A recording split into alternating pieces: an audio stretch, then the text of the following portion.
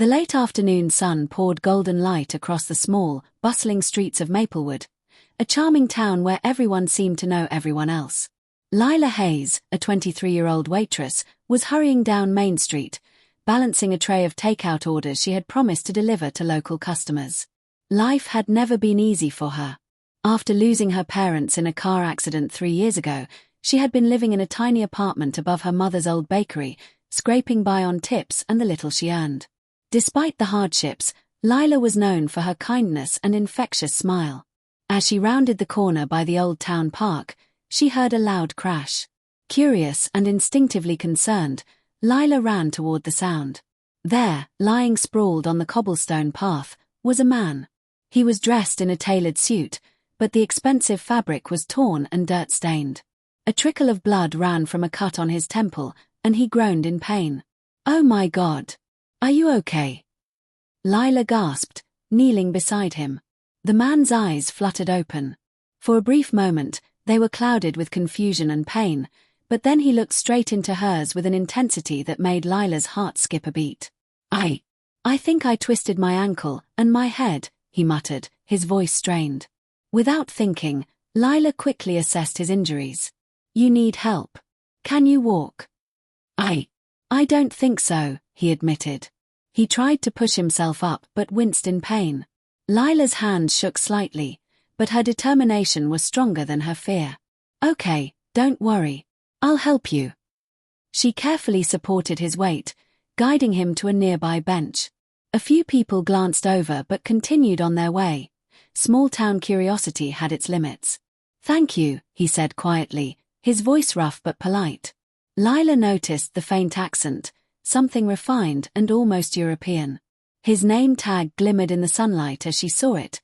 Ethan Carrington. She frowned. "Ethan Carrington. Are you from Carrington Enterprises?" His lips twitched into a half-smile. "I am. You know the name." Lila shook her head. "I know of it. You're wealthy, right? CEO." Her cheeks flushed. I'm sorry, I shouldn't." He waved her off. "Don't worry about it. Right now, I'm just a man in need of help." The sincerity in his voice tugged at her heart.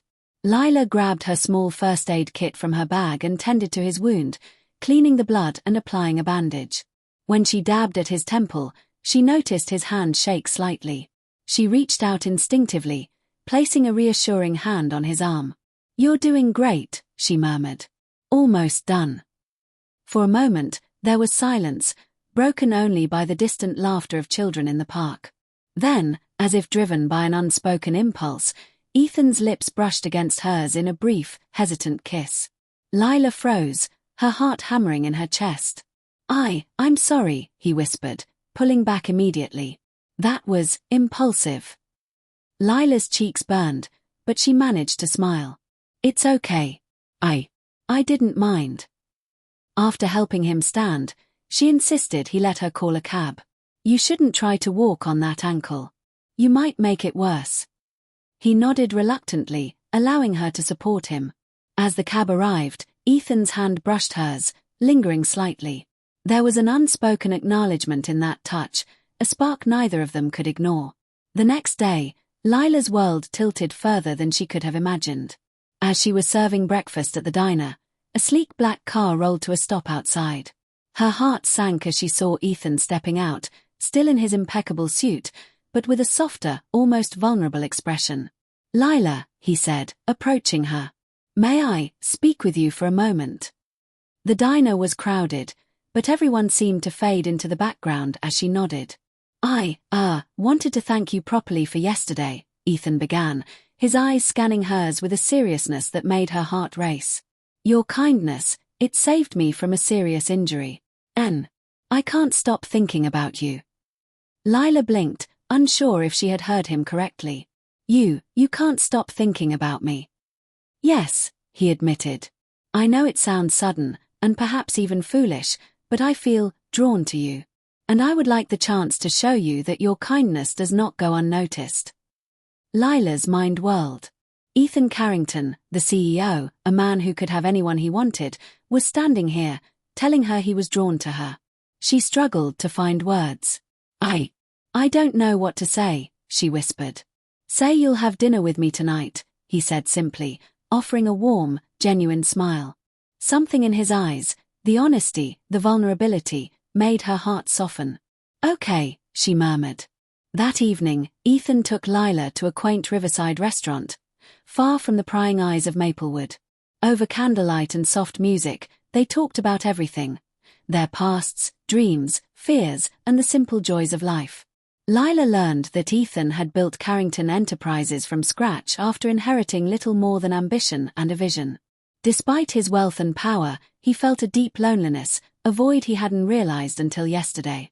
And you, Ethan said, taking her hand across the table, have this incredible ability to see people really see them. I don't know why, but meeting you feels like fate. Lila's eyes shimmered with unshed tears. I just try to do what's right. I never expected this. This? Ethan asked, a playful smile tugging at his lips. This connection, she said softly, her voice trembling. Ethan leaned closer, his forehead brushing hers. Then let's not waste it. The weeks that followed were a whirlwind. Ethan courted Lila with a tender intensity she had never experienced. He showed her the luxuries of his world, private art galleries, vineyard tours, and quiet weekends in countryside villas. But more than the wealth and splendor, it was his unwavering respect and care that left the deepest impression on her. He never tried to change her, never pressured her, and always listened with patience. Yet, not everyone welcomed their blossoming romance. At work, Ethan's board questioned his judgment. Lila is a waitress, one board member sneered. She doesn't understand business, high society, or our world. Ethan's jaw tightened. She understands kindness, integrity, and the value of honesty. That's more than any of you can say. Meanwhile, Lila faced her own insecurities. How could someone like Ethan truly love someone like her? One rainy evening, as they sat by the fireplace in his sprawling penthouse, she voiced her doubts. I'm not from your world, she said, tears streaking her cheeks. I'm ordinary. You're extraordinary. Ethan shook his head, brushing her wet hair from her face. Lila, being extraordinary isn't about money, or titles, or power. It's about heart. And your heart, it's what drew me in from the very first moment. He cupped her face gently, his eyes locked onto hers. I don't care about anything else. I just care about you. That night, Lila realized that love could indeed bridge worlds, heal insecurities, and transform lives. Months later, Lila was no longer just the girl from Maplewood who had helped a stranger.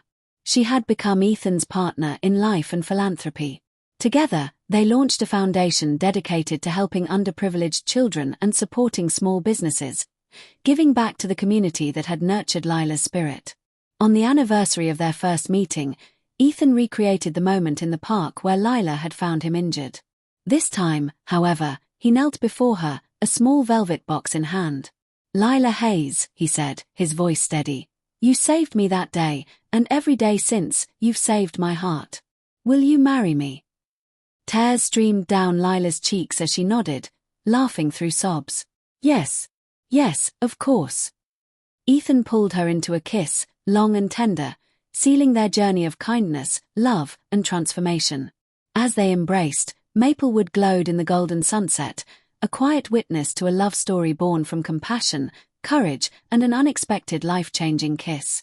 And in that moment, Lila realized that helping a stranger had not only saved him, it had turned her world upside down in the most beautiful way imaginable.